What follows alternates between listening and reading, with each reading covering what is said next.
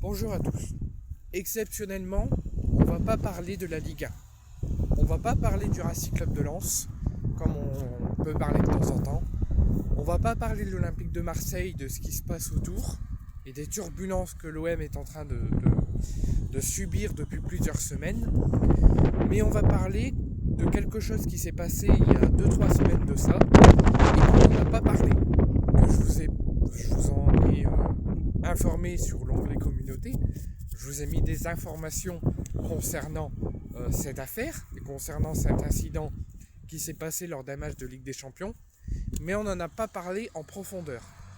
On n'a pas parlé, je vous ai pas donné mon avis, on n'a pas parlé de cette info et on n'a pas parlé de ce qu'on voudrait concernant cet incident. Il y a 15 jours de cela, à peu près, le Real Madrid a fait ses heures de retrouvailles avec Benfica. Le Real Madrid et Benfica se sont affrontés lors de la dernière journée de saison régulière et Benfica s'était imposé à la dernière seconde 2-1 avec un but de Troubine qui avait éliminé, on s'en souvient très bien et douloureusement, l'Olympique de Marseille en Ligue des Champions. Et cela fait suite, notre élimination, à notre défaite 3-0 face au Club Bruges. Mais on ne va pas revenir dans un souvenir douloureux. On va revenir sur ce Benfica Real Madrid, les heures de retrouvailles, toujours au même stade, au Stadio de la Luz, au Portugal, toujours avec José Mourinho et Álvaro Arbeloa comme coach.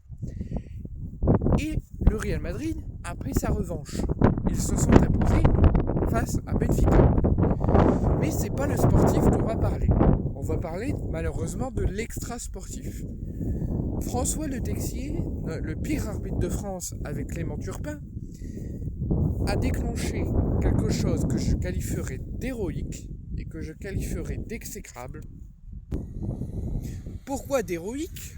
Parce que c'est un protocole que l'UEFA a mis en place dans le règlement qui stipule que s'il y a des injures raciales, des gestes raciaux, des propos raciaux dans un match, de la part des supporters ou de la part d'un entraîneur, d'un membre du staff, d'un joueur sur le terrain, d'un joueur remplaçant, l'arbitre peut stopper la rencontre temporairement ou définitivement, selon l'état des choses et l'état de l'incident, en faisant ce geste, avec l'autre bras de l'autre côté.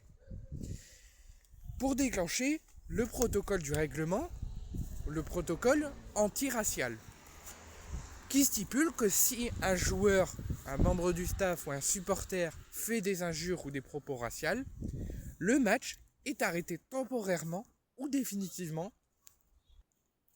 sur la gravité des faits.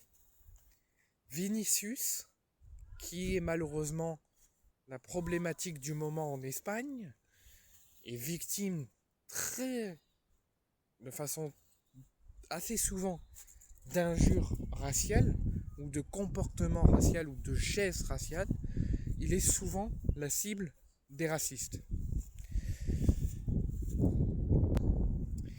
Et lors de ce match de retrouvailles entre Benfica et Real Madrid, Vinicius a de nouveau et malheureusement été victime d'insultes et de gestes raciaux et d'un comportement raciste de la part de Prestiani, un joueur de Benfica.